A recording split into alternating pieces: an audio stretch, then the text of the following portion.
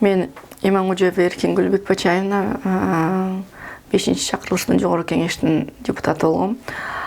2011 жылы мен дағы ушул парламентке барганда ведомстволық аралық комиссия түзген Кумтор. Мен жөн эле барып ушул комиссия түзгөн жокмун. Ага чейин 2001-ден баштап мен мамлекеттик эмес уюм түзүп Карек деген Барскондо. Ошол боюнча Кумтордун ишмердүүлүгү Кумтор компаниясын Кумтор Operating Company, Кумтор Gold Company, Кумтор Центера Gold Company боюнча ошол 2001 жылдан бери изилдеп иш алып барып жүрдүк. Анан бизди эч кандай укпай койгондон 2005 жылы биз элдер ошол Кумтор жолун тосконго бардык анткени өкмөт дагы ошол кездеги компания дагы биздин сурообузга, элдин суроосуна, талаптарына жооп бербей койгон. Ошондо 2005 жылы 10 чакты талап койгонбуз, экологиялык маселе, комиссия түзүлсүн, 93 жылкы келишим кайрадан каралсын. Алтын эгерде 20 тонна болсо, 10 тоннасы Кыргызстанга, 10 тоннасы ошол компания алсын деген, биз балловый доход эмес, анан ошол алтын менен алсын деген талаптарды койгонбуз.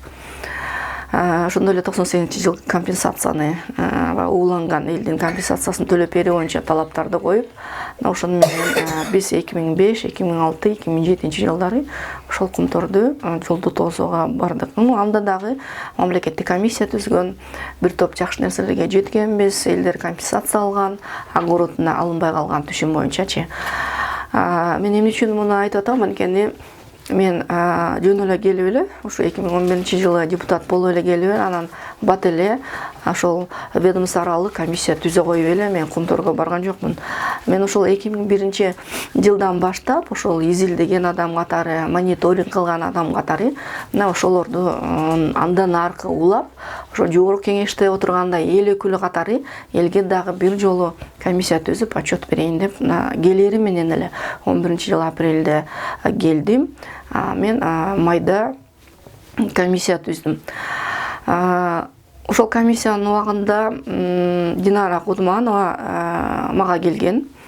Динара, мен дагы комиссияңызга киргизип койсоңузчу деп өтүнгөн. Бирок мен аны киргизге алган жокмун, анткени комиссия түзүлгөн. Ал кезде премьер-министр Атамбаев болчу. Ал кишинин колу менен ошол ведомстволук аралык комиссия түзгөн. Ошолго чет элдик эксперттер дагы кирген болчу. Биз ал комиссияны тастыктап, анан 11 жылы ошол декабрга жакын биз отчет берип, мен парламентте ошол отчетумду бердим.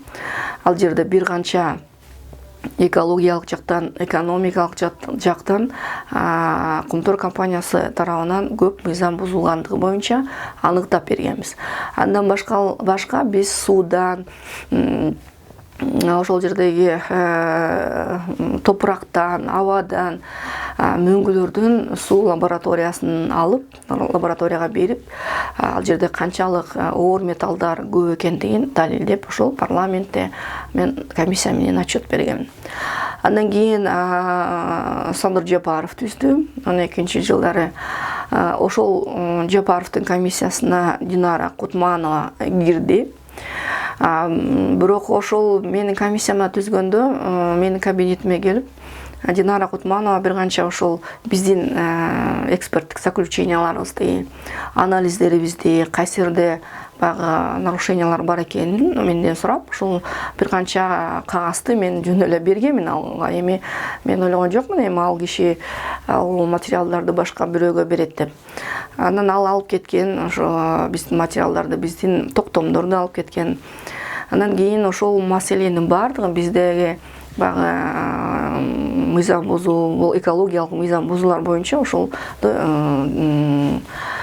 тиги Садыр Жапаровдун комиссиясына алып барып, анан ошол биздин жанагы нарушение болгон чечим заключениянын негизинде алар именно ошол жерлерди текшерди. Ошондой эле биз жасагандай эле биз тапкан терс таасирлерин компаниянын экологияга ошолордун баарын алар деле алып чыкты ошондой эле.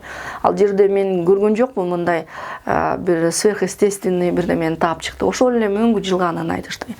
Ошол эле Петров көлүнүн прорыв опасностин айтышты. Ошол эле хвостохранилищанын жылып атканын айтты. Аны биз ошол кезде эле мурун эле айткан элек.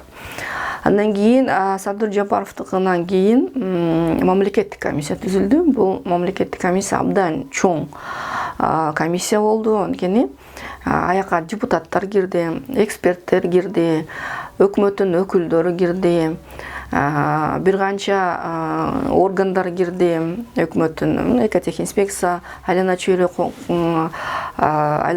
коргоо департаменти, агенттиги, жана башка, Минфин, Минюс дегендей. Мен экология жагын алып барганыма байланыштуу мен экологиялык блокко кирдим.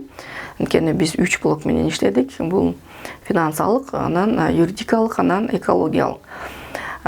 Биздин төрагабыз Артыкбаев, Осмон Артыкбаев болду. Комиссиянын, мамлекеттик комиссиянын төрагасы Тимир Сариевич болду. Тимир Адимбаевич Сариевич болду. Мен эмнени айтат элем, биздин комиссия экологиялык эксперттерди, Кыргызстандан болгон чоң эксперттерди кошту. Мына биз менен Калия Молдогазиева иштеди. Мына депутаттар, бир канча депутаттар кирдик. Биз экологиялык блок өзүнчө рудникке бардык.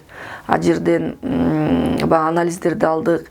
Мен ал жерде Кутмановдой болуп 1 жыл, 2 жыл барып эле изилдеген адам катары эмес. Мен 15 жылдан берки мониторинг кылып жүргөн адам катары мен кайсы жерде минустар бар экенин билет элем. Мына ошол биздин группаны именно ошол жерлердеги анализдерди, ошол терс таасир болгон жерлерди гана аябай карадык. Ал жерде мурунку мен комиссия түзгөндөн дагы, кийин мамлекеттик комиссия түзгөндөн деле эч өзгөрүү болбоптур. Биздин берген өкмөткө берген баягы биздин оңдоочу жерлерди деле карашпаптыр.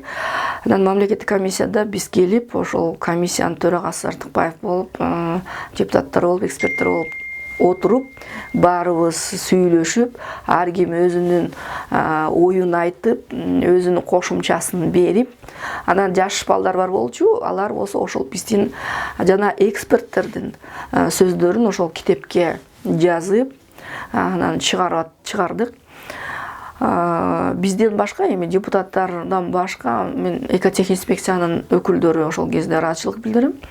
Экотехинспекциянын өкүлдөрү аябай жакшы иштешти.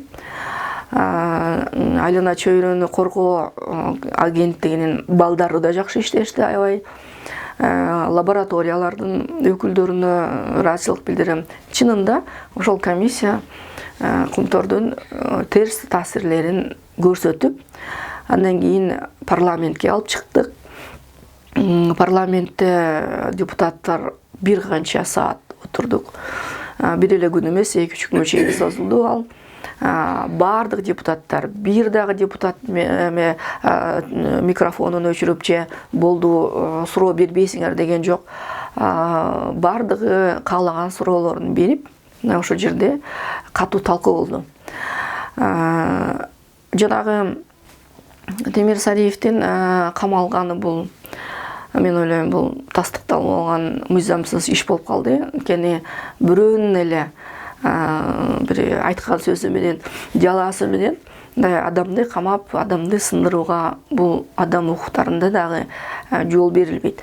Динара Кутманованын заключениясы, корутундусу жанагы мөңгүнүн суунун ушербин төлөө боюнча 1 канча миллиард сом деп ал чыгарыптыр. Бирок мен анын корутундусун көргөн жокмун, көргүм да келген жок. Анткени бир нерсеге такаш керек да. Бир корутундуну жазып атканда, мен деле баягы мамлекеттик комиссияда иштеп, өзүм комиссияда иштеп, андан мурун да комиссияда жүрүп, мен билем да кандай заключениялар болуш керек. Эмнеге таяныш керек, кайсы мыйзамга таяныш керек, кандай методика менен иштеш керек, ал киши действительно экспертпи, ал кишинин сертификаты барбы, эмненин негизинде ошондой заключение чыгарды, тастыкташ керек да. Мисалы үчүн биздин комиссиянын корутундусу эксперттин корутундусуна мен ишенем. Анткени ошол эксперттер алар өкмөттө иштешти, алар атайын окуу жайын бүтүп, атайын ошондой методика менен иштеген адамдар биздин эксперттер болуп иштеди да. Биз жөн эле мындай көчөдөгү адамды алып келип эле эксперт кылган жокпуз. Ошол тажрыйбасы бар, ошо суу менен иштеген, ошо мыйзамдарды билген, методиканы расчетов билген мына ушул адамдар эксперттик заключение чыгарды. Биз ошого ишендик.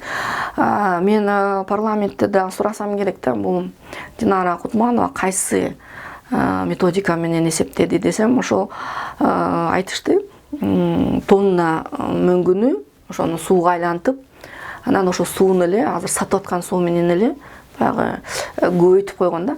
Эми эригенде мөңгү кандай болот? Ал суу ичкенге болобу ошол мөңгү? Ал мөңгүнү тазалаш керек, фильтрация болуш керек. Анан ал мөңгү пресный суу болобу? Мына ошондой элдерди эсептеп туруп, анан заключение жазыш керек да. Биз ошол парламентте дагы, биз дагы эксперттерге дагы, биз ошол комиссияда болсок дагы, биз дагы ошол эксперттерге, ошо Динара Кутманова менен ошол биздин эксперттердин заключениясынын эмне үчүн айырмасы бар деген сөздөрдү дагы, суроолор дагы берилди. Ал стенограммадан караса болот, эмне үчүн андай болду.